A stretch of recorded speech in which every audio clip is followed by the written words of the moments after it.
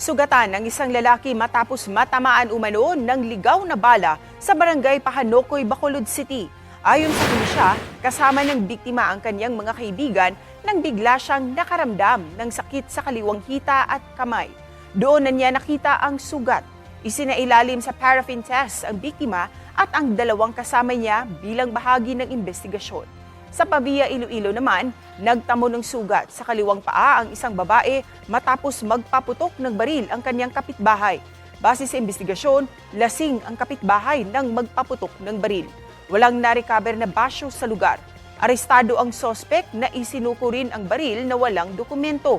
Mahaharap siya sa reklamong reckless imprudence resulting in physical injury na may kaugnayan sa paglabag sa Comprehensive Firearms and Ammunition Regulation Act. Walang pahayag ang sospek.